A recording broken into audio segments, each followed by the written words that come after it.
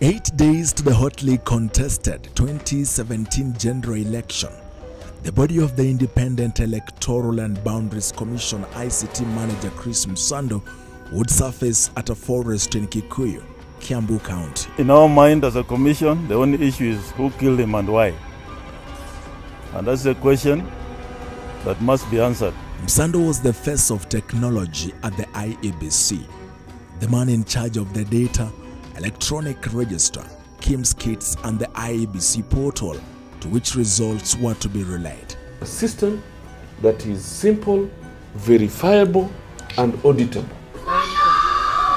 His gruesome murder, a week to a high-stakes general election, raised political temperatures and heightened tensions in the country, sparking fears of more ominous developments in that election. That no effort was made to camouflage this killing as an accident shows the determination of the killers to send a chilling message that they will stop at nothing to ensure the outcome they desire. That then tells you that no one is safe, in essence, whatever capacity you're holding. I put in my best team, and if the need be, we will seek support from elsewhere. 5 years on, the much publicized investigation that promised to bring to book his killers has seemingly gone cold. But the country appears to have moved on, with yet another election now in the offing. From as far back as August 2017, the police department was aware that a personal assistant to a senior IEBC official had been tasked with trailing the movements of Chris Msando's motor vehicle. The police department was further aware that Msando had feared for his life and made several reports at the Central Police Station. The National Intelligence Service, headquartered in Muthaiga, had briefed that the men who waylaid, kidnapped, tortured and murdered Chris Msando were in fact with him at the entertainment joint on Koinange Street. But even those 3 leads have never been investigated. I am Brian Obuya. Logging out Msando begins now.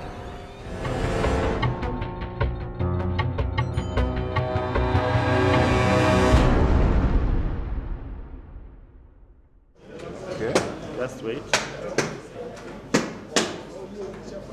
Christopher Msando was the man who oversaw key ICT processes, including the audit of the register of voters and the data center project.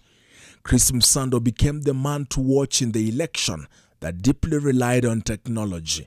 Essentially, he was the project manager for the electronic transmission of results for the 2017 presidential elections, streaming in from the 47 counties. Msando was one of the few people with almost unfettered access to the highly sensitive results transmission system introduced by besieged French company Safran Haute Morpho that has since changed its name to Edemia. The company had been single-sourced by the IEBC to deliver the Kenya Integrated Election Management System KIMS in a 6 billion Kenya shillings contract. The Otimofo deal itself was so controversial that the Parliamentary Accounts Committee on 24th April 2019 blacklisted the company and recommended its total ban from Kenya for at least 10 years. Msando was described as an honest man, transparent in sharing the loopholes and the strongholds in the ICT system that was going to become the do or die of the 2017 polls. In May 2017, his boss James Mohati was sent home on allegations of not cooperating with the auditors supposed to audit the ICT system. Msando took over as the manager of the ICT infrastructure, the IEBC, and with that, his role became more pronounced. This is a public matter. Chris was now the man in the Kenyan media, assuring the public of the integrity of the then upcoming elections and the proficiency of the later to become a doomed and damned electronic voting system. In this election, the resource management is going to be very transparent, very open and very accountable. He was not mincing his words. It was clear that he understood his job. We invest in technology heavily because of trust, not because of anything else. It's just because of trust. Can you imagine Dibal Governor Kidero running elections, will Sonko agree to those results? If Governor Kidero's people run those elections here, it's because of trust. We don't trust each other, therefore. If he's running as an incumbent? Yes. And that is what happens in the United States. Will you trust that particular results? Well, that is the question we need to be asking ourselves, all of us here.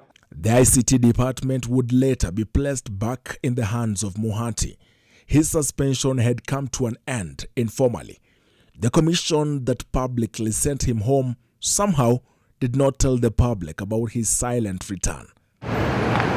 Everything will go quiet at the anniversary towers until Friday, July 28, 2017. Msando did not go back home. From there, everything was happening so fast. On Saturday 29th, his body was quietly registered as unknown at the city mortuary at 11:25 a.m. This even as his family went about the business of finding Chris. Then on Sunday, the commission officially released a statement declaring that its ICT manager Chris Msando was missing. Midday Monday, the commission officials and Msando's family were flocking the city mortuary where his body had by now been identified. We learned with shock the killing and murder of our employee, Chris Msando. There's no doubt that he was tortured and murdered. I know post-mortem will be done. In our mind as a commission, the only issue is who killed him and why. And that's a question that must be answered. It was gloomy. I mean, we were looking at each other, not knowing, of course, what happened. And you recall a couple of days we couldn't hear from him, and it added to the tension. And eventually, you know, when we were told there is a body there, then we had to rush there. We went and city mortuary. We saw it. It was a gloomy day for us, you know. Some of us shed tears at that time. On the cold cement slab at the city mortuary was the body of the 44-year-old ICT guru, just hours old at the dead man's facility. His body had been found in a forested area in Kikuyu, Kiambu.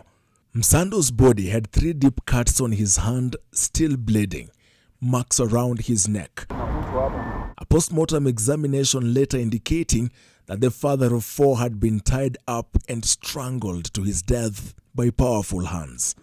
In the morning, he was on NTV's AM live show, dissecting the electoral process, before appearing on KTN News at 6 p.m. through 7 p.m. Mitambo iko sawa kabisa, nangoja tarehe 8 mwezi wa Agosti. Mashini zote ziko zimetayarishwa. Kila kitu iko sawa, sisi tuko ready. This interview with Houghton Irongo, the executive director of Amnesty International, is not just important because he's a human rights defender, but he was among the very last people who saw Msando alive.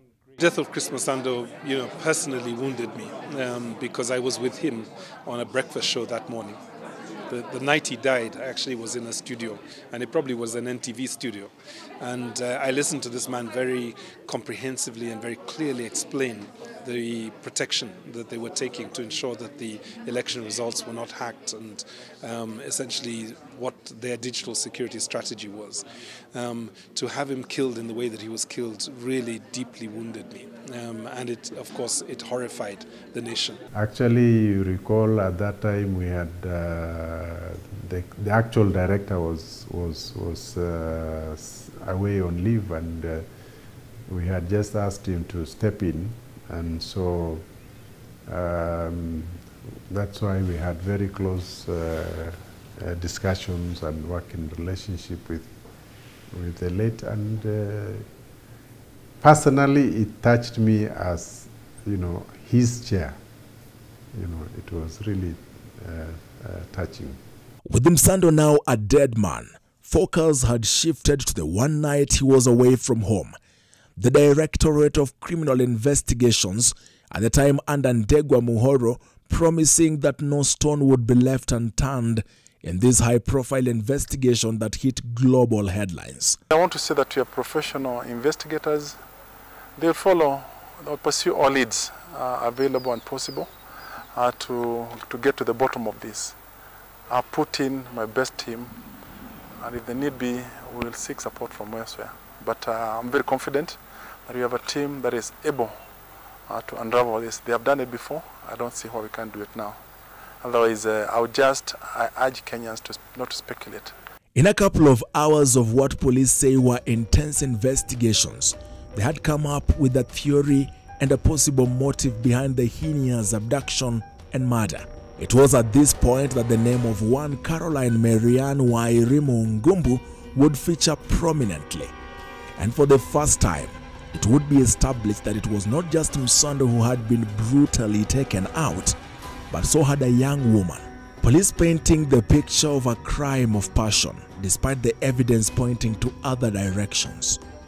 Police would eventually give a detailed chronology of the night Msando and Carol Ngumbu were murdered, relying heavily on the CCTV cameras that had been captured at the Integrated Communication Command and Control Center at the police headquarters.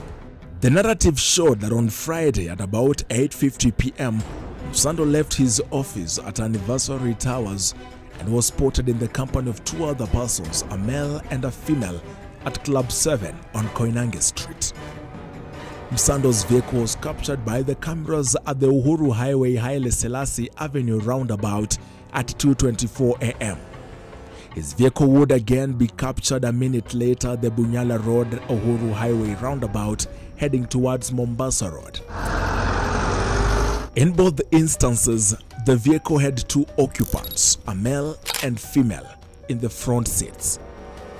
10 minutes later, at about 2:30 a.m., the vehicle was captured along Mombasa Road towards the Nyayo Stadium, now with only a male occupant in the driver's seat heading towards the city center. The sun visor dropped and not matching the frame of Chris Msando.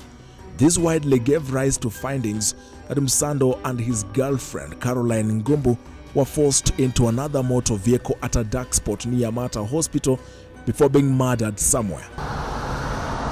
At 2:47 a.m., Msando's vehicle was captured along the Ring Road-Juja Road intersection towards Thika Road, being driven by an unidentified person. And this was the last time his vehicle was spotted before being found abandoned in Roysambu at midnight on Sunday. On Monday, Chris Msando and Carol Ngumbu's bodies were found at the city mortuary. The duo had been kidnapped, tortured, murdered, and later dumped in Kikuyu in Kiambu County sometime between 3 a.m. and 11 a.m. that Saturday. The murder and the killing of Chris Msando, who was a critical player within the electoral process, remains a dark chapter in our electoral history. And it was regrettable, it was unfortunate, it was criminal, and we must keep away from those kind of occurrences. Because elections in this country are almost a matter of life and death. And therefore, anything that indicates that anybody is trying to compromise elections should completely be avoided. Elections in Kenya is a do or die activity, as most people recognize, and many of them say so. And because we are overseeing an election that is viewed to be a do or die, anybody involved in that process will always feel vulnerable. Tucked away in Gashie, Kiambu County, the family of Maryanne Wairimu Ngumbu is opening its gates to us, their first media search interview since the gruesome murders 5 years ago. And for the first time on national television, the family reveals how it almost lost its two daughters to Chris Msando's killers. A few changes have happened here, including the repainting of this gate. But many things remain the same, and they may never forget the sorrow of losing a loved one. Buried at her father's home, here lies the final resting place of Carol Maryanne Wairimu Ngumbu, Here lies the shattered dream of a young girl who looked forward to becoming one of Kenya's greatest nutritionists. Her mother says it is still a heavy burden for her. Hangetaka kukose wala hata makelele, hakunataka hata makelele. Na ukimwambia kitu anatii, kwa sana sana baba yake alikuwa anamtii sana. Hata tuliguswa sana. Maryanne Ngumbu wasn't always Caroline or Caro, as she was fondly called. Her mother says her official name was Maryanne Wairimu, but she and her friends fell in love with the name Caroline, and it became widely used than her real name. Sarah says her daughter was brought up well in a church setting. Shule alikuwa anafanya vizuri, Caro hajawahi kosa kwenda shule. Hata angefukuzwa tuseme shule amefukuzwa na nini Caro. Tulikuwa tunafanya bidii tunatuma ndiye asikuja. Alikuwa hata analia akisikia atatumwa nyumbani ya Caro aya. A few kilometers from her mother's home is Jedida Wanjiku, or just Shiko, Caroline's elder sister. If there is someone who knew almost everything that was going on in Maryanne Ngumbu's life, it was Jedida, her sister. We grew up very well, not having any issues as sisters. She was loving, God-fearing. You know, there were like wale wasichana hata shule anafuatilia vizuri CU, alikuwa chair lady. Church, same way. She was playing part in youth service, and she was a nice girl. The sister says it is during the period she was in Karen at the Kenya Medical Training College that Carol met Chris Msando. Their meeting was that informal. They exchanged contacts and became friends, later to elevate their friendship into something deeper than that. Carol akatoka KMTC na alitumwa Naivasha Hospital. When she was staying in Naivasha, they would even call me with Chris. We were in Naivasha pamoja. Angempik, wakuje Nairobi. Wakifika Nairobi, maybe we meet for a few drinks ama coffee. Then I think hiyo ndio relationship yao, najua ilianzia hapo. Na wakakuwa watu wako pamoja. If it's on a weekend, I'd call Carol, not pick, same way Chris used to do. I'd call Chris and anampatia hata simu yake, we talk. When they were going for trips na yeye, yeah. But hata yeye nilimuuliza, if you know deep down your heart, huyu mtu ako na familia, ujue unaweza kuwa ukikosea. And she told me, no, Chris, ako always available. The mother says she knew nothing about Carol's relationship with the IEBC manager. It was the last thing she would have expected. Hakuna kitu nilikuwa najua. Unajua ni wasichana wako na mambo sawa wao. So sikujua kitu yeyote kuhusu huyo mtu. So wakati niliona, hata nikasikia, wale waliniletea hapa ripoti wakaniambia ule mtu alikuwa amepotea. Sasa si alikuwa ametangazwa amepotea. Wamepatikana, sijui wameuawa naka. Hata sikuamini. Nilikaa sana bila kuamini. Nilikaa sana hata bila kuamini. Unangoja hata yeye mwenyewe akuja ajiseme, unajua hainihusu in any way. So nilikuwa nangoja juu pia walikuwa wanaongea na mama. Venye unaweza share kitu yako, walikuwa they used to share things. No. Me I expected her akuje amwambie kivi yake, but si mimi. Mimi nikaona bado hajamwambia, hamwambii. Nikamuuliza una plan kuambia mama lini? Akaniambia we just take time. The relationship between Msando and Carol had lasted for about a year before the tragedy struck. On the material day, just like in many other occasions, Carol had called Shiko and asked her to join them later that evening for a couple of drinks and merrymaking. Chris, as they called him, was coming over, and so were his friends. Chris and his friends were well known to Shiko. She had met them many times before. Walikuwa wanapatana na yeye, akaniambia Chris alikuwa anaingia meeting. No, Chris akitoka meeting alimpigia akamwambia kuna meeting nyingine inaingia jioni. So aende pahali amngoje. Na kuna rafiki yao pia nishaiwapata pamoja, colleagues wao. So kuna huyo colleague wake mmoja, they used to hang around na yeye sana. Na akamwambia Carol is in town, endo mkalishe kabla nimalize meeting. Na hata Carol akanipigia akaniambia, kwani umefika wapi? Ufiki? Nikamwambia ngoja nakuja, acha nimalizane na client nakuja. But that evening something, almost everything went terribly wrong. Mimi nikakaa, simu ikaisha charge. Usha charge, sasa mimi acha nitafute charger. Nikienda kuwekewa charger haicharge. I don't know what happened with my phone. Haikucharge. Sasa nikafikiria nitoke hapa niende hadi town na simu yangu iko off. Sikuwa na cash. So nilikuwa nilipia hadi na simu kama ni cab. Nikasema itakuwa hassle. Let me just go home. On the same Friday they went? Yeah, the same Friday. So they were actually waiting for me. Na hata venye Chris alifika, hiyo ndio time yenye sasa tuliongea nao ya mwisho. Ndio aliniambia hata Chris amefika. Uko wapi? It was around what time was it? Can I recall that? Around it was about 9 there. 9ish to 10. Yeah. Sasa hivyo ndo niliwamiss. Nilimiss kikao yetu na wao. Kama ninge show up, ningekuwa hapo.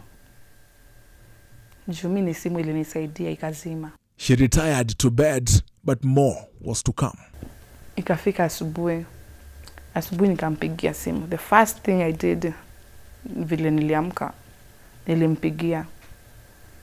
And the phone was off. I thought, maybe hata alifika late. Simu ikazi, pia ni issue ya charger ama anything. Nikakaa. Lunchtime nikapiga. Jioni nikapiga. Sasa hapo ndo nikaanza kuwa uneasy. Kumpigia mteja. Now on Sunday, all along, mimi hata siangalia ati news. Ati nione breaking news, Chris is missing, you know. Sasa hapo ndo walianza kusema Chris is missing. And sure, ningejua even that's why my sister's phone was off. Now I had to call Chris. Kumpigia, simu yake ikaenda mteja pia. Sasa hapo nilitense. Nikashindwa ni nini. Nikakaa nikiwajaribu. No, hakuna mtu anajua hii story isipokuwa mimi. Mimi ndio nilimit Chris. Carol aliniintroduce kwa Chris. Sasa nitaenda kuambia wazazi wangu aje. Ama nitawapigia niwaambie Carol simu yake imekuwa mteja na mtu mwenye alikuwa naye iko mteja pia. You know. Now ilikuwa confused. Ndio now on Monday decide Monday sasa nitaenda kuambia at least hata kama it's my mama ama my another cousin of mine hata ndio alinipeleka huko. Monday sasa nikaingia online. Kuingia online nikaanza kuona Chris is missing. Kuendelea nikaona Chris is found with an unknown female body next to him. I screamed. Nikalia, nikapiga nduru juu. Sasa sikuwa na la kufanya. Nikajua direct that's my sister. Even without asking, without anything, nilijua tu. That was my sister. Unlike her daughter, Sarah was following the news. The prayerful woman she is, she said a prayer for the random family man whose disappearance was all over the news, praying for Msando's safe return to his family. Ni maombi tu nilianza kuomba. Baadaye sikujua ati mtoto wangu amehusikana na huyo mtu. Sasa nilikuja kustuka, hata mshangao mkubwa sana ilinishika. And my mom was like, "Woi, Aki, si pia ni anakaa tu ni baba ya mtu. Aki Mungu tu mwaloketi na familia yake. Aki vile vitu zina happen huku siku hizi, bad news. Aki Mungu tu mrudishe kwake." Na hakujua kuna uhusiano ilikuwa ama anything. Lakini she prayed and said, "Woi, Mungu mrudishe nyumbani salama." Jedida, not sure what to tell the mother, picked a close friend and went to city mortuary. All this while her parents are not aware that their daughter is missing, let alone that she could have had anything to do with the poll agency official. We were to pay viewing fee for about 500 or so. My friend paid na wakaandamana hadi na yeye uko ndani. Kufika nilisikia rafiki yangu ameanza kupiga nduru. Karo. Mimi nikajua basi sister yangu. At this time hakuna mtu anajua. Hata media bado wanasema wanamweka tu like unknown. Hakuna mtu alijua ni nani, hakuna mtu alikuwa anajua kenye ina happen. But the most difficult assignment yet awaited Shiko. To break the news nyumbani. My dad anaendanga kazi, my mom pia kwa nyumbani, she's a farmer. Now nilishindwa nianzie wapi na nimalizie wapi. After it was confirmed that Carol had died together with Msando under similar yet unclear circumstances, the family says a lot was going on. The village was talking and so was social media, treating the family to its first and unprecedented levels of cyberbullying. The following day, now after kuamka, message za WhatsApp, sijui hata watu kwenye wanapata namba zangu, Facebook, Instagram. It was terrible. Yani, I was fungulia those things and I was just crying. I had to pull down all my social media accounts, my Instagram, my Facebook. Nikazi pull down because singe stand. The family of Carol Ngumbu says they may have healed, but they are yet to move on. Her mother says she still questions why her daughter's death was treated with little regard, yet the 21-year-old was, according to her, not the target of the highly coordinated murder. Now, after we went and they recorded our statement, since then, we've never heard from them. Nothing at all, till to date. Sasa wakati wa serikali, kwa maana tulisikia ule upande mwingine waliwaangalia. Sasa sisi na walikuwa, sasa nilisema hapo kweli mnyonge hana haki, maana sisi hakuna mtu alitufuata, na wale walifuatwa na wakafanyiwa mambo yao yenye walikuwa wanataka, wakafanyiwa. Sisi tuliwekwa tu hilo kwa giza, yani tuko bado kwa giza. 5 years on, there are still no answers from the DCI or any other state agency on what really happened on Friday, July 28th, 2017. Surely with a professional police service and a professional and effective government, we would have some closure on this matter. But I think his widow remains completely bereft by not even knowing who it is that took the life of her husband. And the nation does not know who took the life of an elections official that was handling a very sensitive part of the elections. You need not be an expert like myself. It bothers anyone, specifically because this particular state has the muscle to investigate adequately. We have seen them flex their muscles here and there, and we wonder why we would pick and choose when to flex. If this muscle is available, then why is it not being applied, standardized, in a standardized manner? Because then Msando is like any other any other Kenyan. And we know for a fact that based on the Constitution, Article 26, everyone should enjoy their right to life. And if that particular person could not enjoy, then it means that anyone cannot enjoy.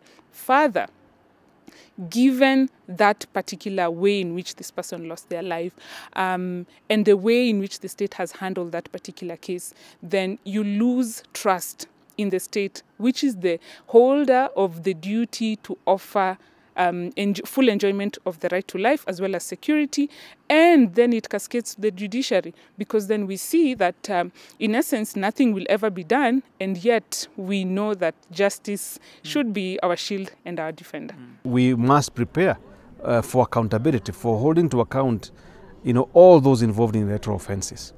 That will send a clear message that we won't tolerate any interference with the integrity of our electoral process. As most players question the existence of an investigation and, if any, the pace of it, the police say the probe is still active. That's part of our past, and we keep on learning from our past. For us, the case of Msando was a very sad incident. Is actively under investigations by the DCI, so I can't really go into that. But for me, all I can say is just to offer, in terms of reassurance, to offer the commitment of the National Police Service to IEBC, its officials, all contenders, and all Kenyans at large. Msando's family is still too traumatized to speak about the issue, saying in previous interviews that they have left the killers in the hands of God. Mawaj sirkand Kenya odhiero wanga aonge tag sirkal ma Kenya go wach ana dwaro ngabna no mark ngat maneno nego Chris oteri court Chris owe nyithindo matindo to nyithindo ko thagore to gin to nyithindgi chiemo maber. Chris no kokoso no kokwali Kenya. Chris no dhi somo sombe ne gindiko Chris ni Chris odhi kanyo mondo odhi oti maber bo somo sombe to ndiko gik manene gidwaro.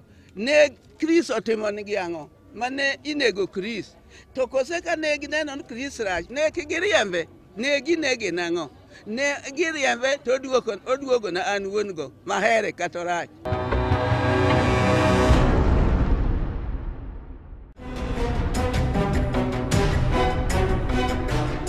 In Gashie, Carol's mother, a peasant farmer, is opening up on the double tragedy that befell this humble family in a rural village.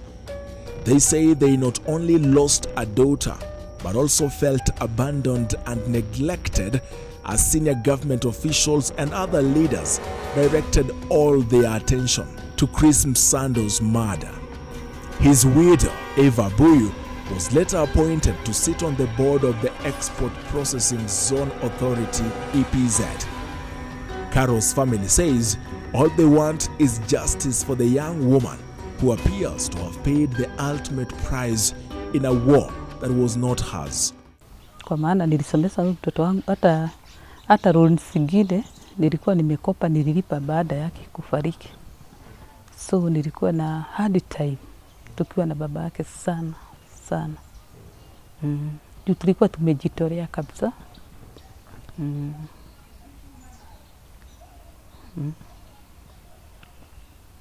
Sasa kutoka hapo mimi ningetaka serikali inifuatilie, na wajue huyu alikuwa mtoto, na hata kama angesoma hata angeenda na asaidie tena serikali ama asaidie wananchi at least ile gap niko nayo. Kwa maana hata ile swali yangu ni vile nimekuelezea hapo bereni, wale vile waliongea walisikika na mimi sijasikika hata pahali, ama nisikie mtu ameniambia mama Carol hivi na hivi tutakufanyia hivi na hivi. I think Brian, our biggest concern here is even about Msando's family, because alikuwa na familia and they were young, and I believe one day the kids will ask, Daddy alienda wapi? They also need answers as much as we need them. At least the government condoled with them. The mother got a state job, and as much as they need answers, they're in a better position now, I think so. And here there is Carol. Carol and Chris, they were different people. And I think maybe that's why waliwatreat wakiwa watu tofauti. Because Carol didn't work for government. Maybe that's why.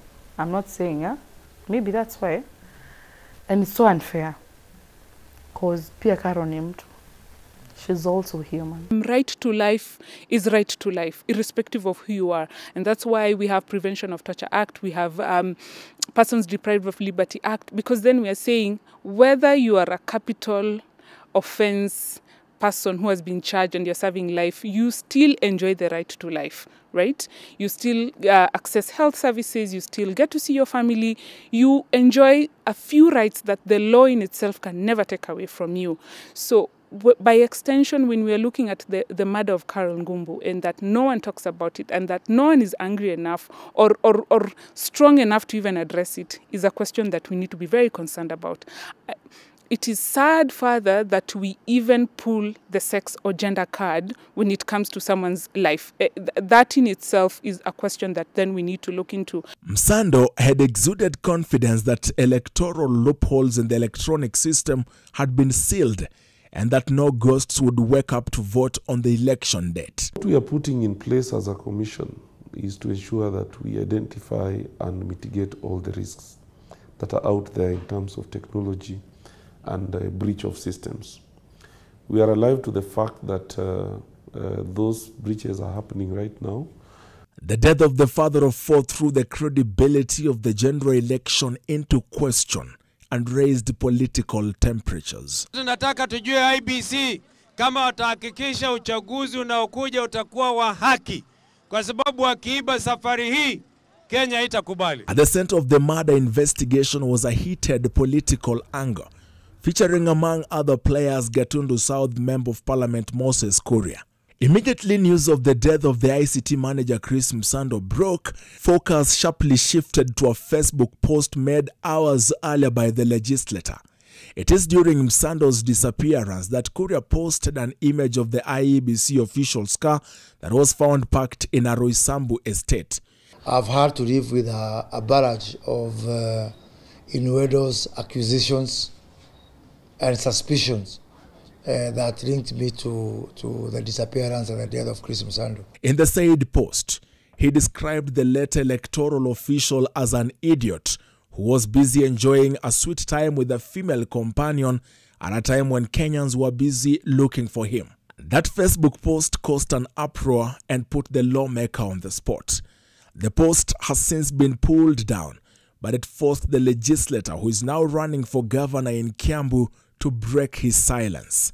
We called the OCPD of Kasarani police station even before we went to the scene, and we told him, Bona OCPD, we have received this call from these people that this vehicle that has been circulated as missing has been found. What we have encountered is daily accusations, and you know, we are human, and myself, I'm a leader, and I'm a parent, I'm a father, and it's not good, and I want this statement to put a stop forthwith to any further association of myself with this particular issue. The opposition painted a picture of an election that had been electronically stolen through an algorithm. Despite our grave concern about the implications of this murder and other recent developments, NASA would like to re-emphasize and reiterate its commitment to participate in the general election on the 8th of August. And to the polls they went. The second most controversial election in Kenyan history was taking place. With the technology whose lead manager had been assassinated at work, the opposition would later argue that the Chebukati-led commission had compromised itself and the system, leading the country to a long-standing and intense litigation that sought to set aside the election results. IEBC and Uhuru Kenyatta's lawyers facing difficult questions from inside the chambers of Kenya's highest court. There were no security features required on these forms? It is not a requirement of the law. It is not a requirement of the law? No. But did these forms have security features? Yes. So meaning if they had, they all should have? abundance of caution.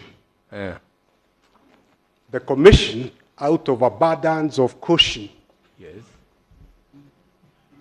are the ones who designed the security features. Okay. Yes. And my Lord, we have explanations. It's just that there wasn't enough time. Because when you scan a copy, you can actually lose some of the security features. But what I'm saying Mr. Mita, before is you that move, the forms Mr. Mita, 34... Yes. Before you move. Yes, my Lord. How do you explain Nyali in that form? And the serial number, or lack of it? Yes, there is no serial number, but that's admitted. What does that mean? If I had time, I would take instructions. But if you go to the next column... My question is this. Yes. Where a candidate, where a voter collects the 6 ballots. Yes. Because the assumption is we will be given all 6. Yes, you're given all 6. And you want to vote for only one candidate. Yes. Where do the other 5 ballot papers go? It's a very simple question. That's what I answered, Your Ladyship. That the law, and I think the regulations actually make it quite clear, that even having been given the 6, and even with the color coding that the ballot boxes have and the ballots themselves have, room is still created for what Your Ladyship correctly called the stray ballot, which is a correct ballot placed in the wrong box. Now, when you look at the regulations and you decide to do your ruling, you will find that those stray ballots are kept in a separate envelope by themselves, according to the rules. Yes. Mr. Macharia? Yes, my lord. You are still not answering the question. Yes. You walk into a polling booth. Yes. You're given 6 ballot papers. Yes. So you decide, as you may decide, yes, that you'll only vote for a presidential candidate. Correct. That leaves you with 5. Yes. Those 5 are not stray. No. They are unused. Yes. You've been given 6, but you have elected to use only 1. Yes.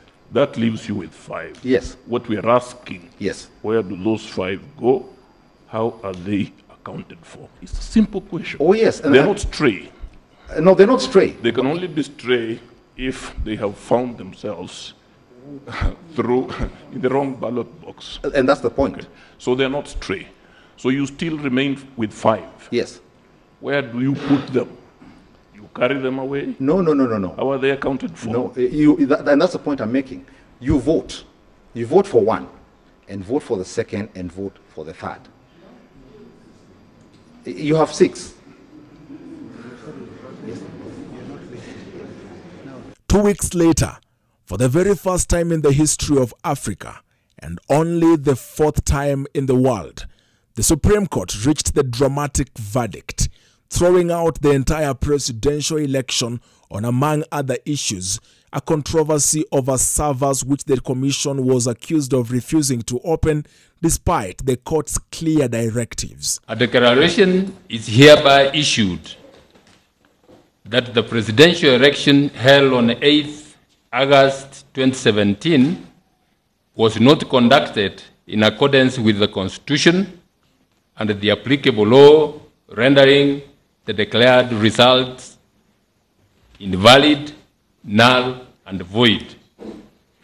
Number 2, a declaration is hereby issued that the 3rd respondent was not validly declared as the president-elect, and that the declaration is invalid, null, and void. The nullification of the presidential vote was widely seen by some as a vindication of the claims by the Raila Odinga-led opposition that technology had been used to compromise the election and that Msando's death was somehow part of that scheme. One thing I can assure you, and I've said this before, we worked with MOFO very closely. At no point did they give us passwords, or because the claims were that passwords were given to some of the officers or the late Chris had passwords.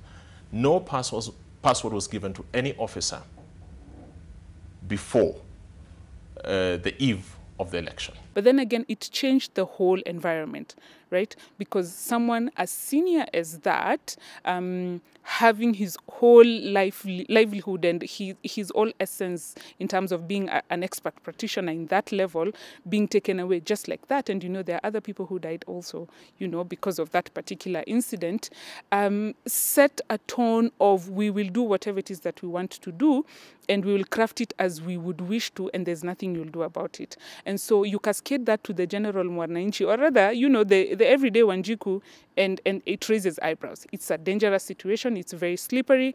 And up until today, we have not had any formidable, formal complaint made to any court of law, either national, regional, or international. That then tells you that no one is safe. In essence, whatever capacity you're holding, whether you're working for the state itself or not, then we would do whatever it is that we want to do, and there's no recuse for you in any legislative framework, be it national or regional. That's an alarming situation, and I would want that everyone feels the pinch, because we have more skin in the game than we like to admit. No one is safe.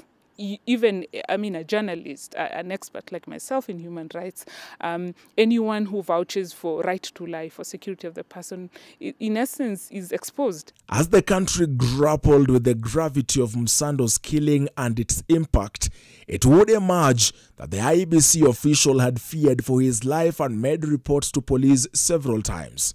He showed friends and colleagues the chilling, threatening messages that he had received. And despite making official reports, no measures were taken to address his security concerns. In 2018, Msando's mother showed the media letters she had written to ambassadors of the US and UK asking for help in solving the puzzle of her son's death. In a January 28, 2018 letter to the US Embassy, she wrote, "We are now seeking for independent intervention of international investigators who had offered to help to unravel the killers of Chris." And in a January 29, 2018 letter to the British High Commissioner, she wrote, "We are disappointed at the slow pace this investigation has taken, with no one being prosecuted so far for this heinous crime. The release of the suspect so far arrested has dampened our spirits." Both US Ambassador at the time Robert Godek and British High Commissioner Nick Haley had replied with a similar message that they had offered to help investigate the murder, but they were not welcomed by the Kenyan government.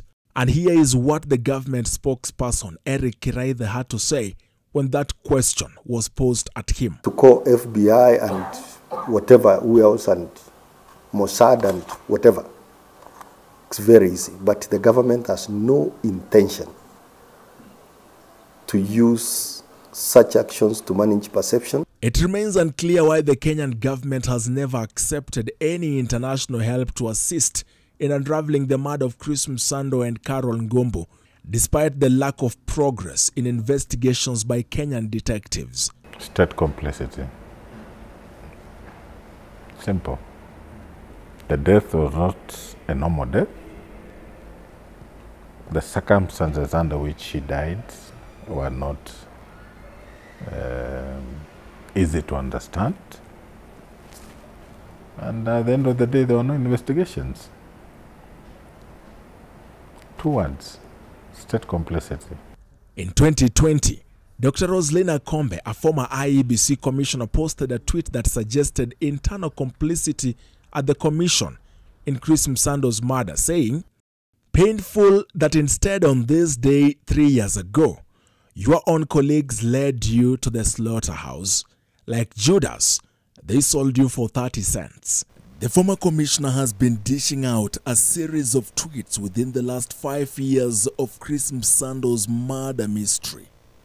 The recent one being Friday, July 28, 2022, exactly 5 years after the gruesome murder. Akombe tweeted that it's been 5 years since Chris Msando was handed to his brutal killers to thwart efforts of delivering a credible election in Kenya, and that though his betrayers have been rewarded and electoral integrity remains in peril, Akombe further tweets that justice will be served, no matter how long it takes. Akombe fled the country in October 2017, resigning mid-air just 8 days before a crucial repeat presidential election, citing threats to her life, a month after the annulment of the August 8, 2017 election results.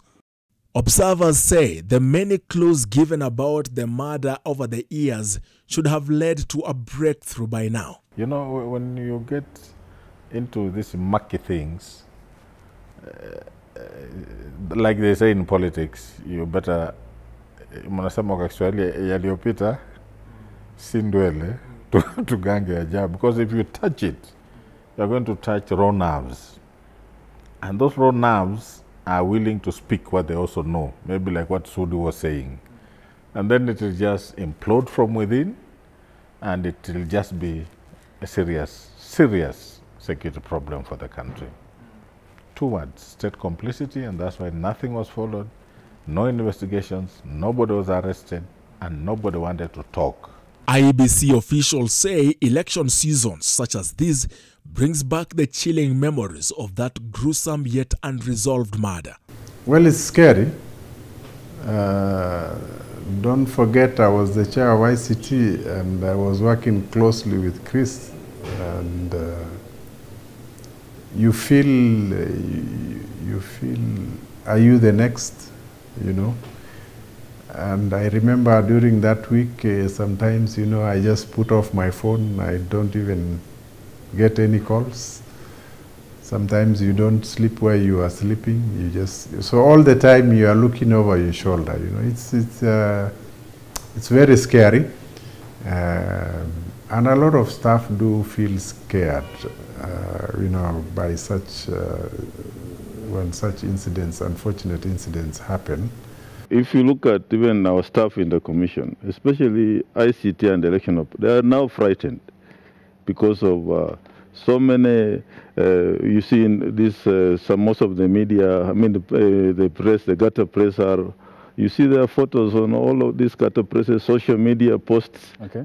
And it's coming at this time where now our staff are afraid. Don't forget, it was around this time on the 28th of July, 5 years ago, when our ICT staff was murdered. And this then becomes a very, very frightening moment. You have to look over your shoulders all the time. And we avoid going to anybody. In fact, since I joined the commission, I have little friends that I visit. My work is office, house, office, house. Because if you go to a place and you are seen with a politician who happens to be your friend, then you become the talk of the town, that umeingia mfuko ya fulani, umeingia mrengo hii, mrengo ile. So personally, and I think my colleagues also feel so, the safest thing is, for the timing, let me shun my friends and remain or keep to yourself until the crazy season is over. For Maryanne Ngumbu's family, the government can yet do its duty of getting to the bottom of why someone would snuff life out of their daughter and get away with it.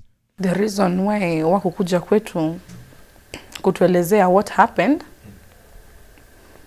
I don't know.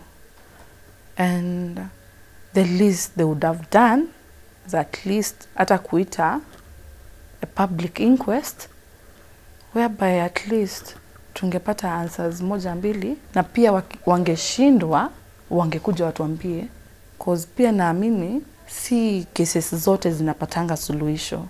The family insists that the failure to constitute even a public inquest spoke volumes about the government's possible knowledge of who may have killed the duo.